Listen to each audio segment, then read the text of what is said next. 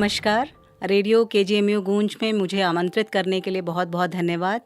मैं डॉक्टर सुषमा सागर और मैं AIIMS trauma centre new Delhi में प्रोफेसर और हेड हूँ ट्रॉमा सर्जरी विभाग की।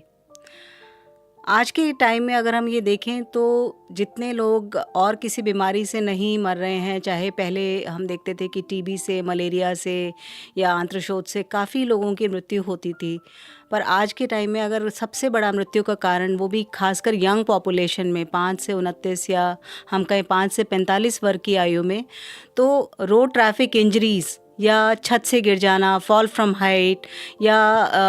फसल कटने के मौसम में हाथ उसमें आ जाना, पैर उसमें आ जाना, ये सबसे बड़ा चोट का कारण बन गए हैं। और सबसे जो दुख की बात वो ये होती है कि ये जो यंग व्यक्ति होते हैं, ये काम पर जा रहे होते हैं, स्कूल में जा रहे होते हैं, महिलाएं घरों के काम कर रही होती हैं और अचानक से चोट लगने के कारण वो कई कई महीनों तक बिस्तर पर पड़े रहते हैं।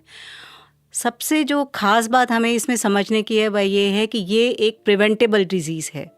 कैंसर को हम नहीं रोक सकते हैं, डायबिटीज़ या हाइपरटेंशन को हम नहीं रोक सकते हैं, पर ट्रॉमा या इंजरी एक ऐसी बीमारी है जिसको कि यदि हम सावधानियां बरतें तो हम बिल्कुल रोक सकते हैं। यदि हम ठीक प्रकार से हेलमेट का प्रयोग करें, चिन स्ट्रैप लगाएं, सीट बेल्ट का प्रयोग करें, हम नशे में गाड़ी को ना चलाएं, यदि हमें नींद आ रही है तो भी हम गाड़ी ना चलाएं। गाड़ी चलाते वक्त हमने देखा है कि नौजवान बच्चे जो हैं आजकल वो टेक्सटिंग करते रहते हैं या मोबाइल का प्रयोग करते हैं या गाने सुनते हुए गाड़ियां चलाते हैं। इन चीज़ों का ध्यान रखें, स्पीड लिमिट का ध्यान रखें, तो हम जो है चोटों से जो होने वाली क्षति है उसको बचा सकते हैं। और ये कोई बहुत ही मुश्किल काम नहीं है अगर हम सारे लोग इसका पालन करें।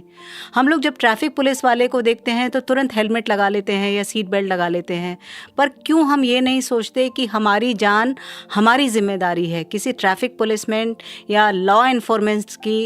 इन्फोर्मेंस वाले जो लोग हैं उनकी मजबूरी नहीं है, उनके लिए चालान काटना कोई उनकी मजबूरी नहीं है। हमारी जान हमारे लिए इम्पॉर्टेंट है, हमारे परिवार के लिए इम्पॉर्टेंट है। हम सभी को इसका ध्यान रखना चाहिए। और मैं विशेषकर यहाँ पर महिलाओं को ये कहना चाहूँगी कि घर में जो महिलाएं जिस तरह से वो अपने घर के बच्चों को या बाकी व्यक्तियों को इस बात के लिए कहती हैं कि आप खाना खा के जाइए या आप टाइम से घर आइए या आप पढ़ाई करिए, उसी तरह से उनको ये संदेश भी देना चाहिए अपने बच्चों को या अपने पति को या अपने भाइयों को कि अगर आप हेलमेट का, सीट बेल्ट का या इस तरह की चीज़ों का प्रयोग नहीं करेंगे तो इससे हमारे पूरे घर को क्षति हो सकती है। इसके साथ साथ हमने देखा है कि इस समय जो है हमारी भारत सरकार की भी इस दिशा में पहल है और 112 एक ऐसा नंबर है जिस पे कि यदि आप कॉल करेंगे तो क्षति वाले व्यक्ति को जो है एम्बुलेंस उसके पास पहुंचकर उसको निकटतम अस्पताल में पहुंचाने में मदद करेगी। सरकार की ये भी परियोजना है कि इस तरह की जो एम्बुलेंसेज हैं उन पे ट्रेंड EMTs जो हैं